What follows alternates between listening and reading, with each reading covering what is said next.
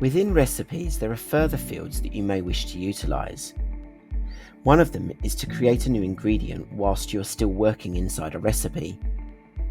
If you search to add an ingredient and it's not available in your database, you could create that new ingredient here without ever leaving the recipe.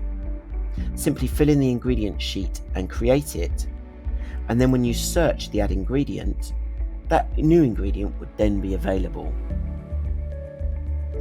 You can also add additional allergens into a recipe.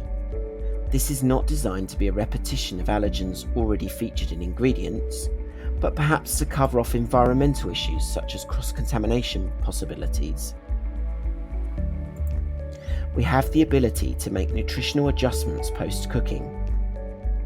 Here you could add a weight loss or gain percentage to change the weight after cooking. This would inform the nutrition per serving of your recipe. You can use a recipe inside a recipe with Caffoodle. You can search add ingredient, and if you search a naming convention that matches any of your recipes, you will be offered these. We also have the ability to scale a recipe. So here we have a recipe built for 6, but if I change that number in the scaling, automatically the quantities I require of my ingredients to make the dish have been brought up to match the number of quantity required for a serving of 15. Likewise, I can scale down and the quantities will be put back. Recipes can be copied to save time.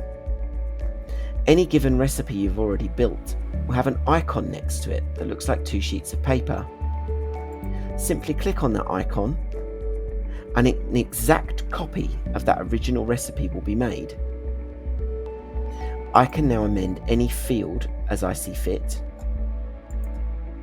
perhaps even changing the title and changing any of the ingredients that are inside that dish. Any changes I make when I save will not overwrite the original master recipe, but will be added to a new copy.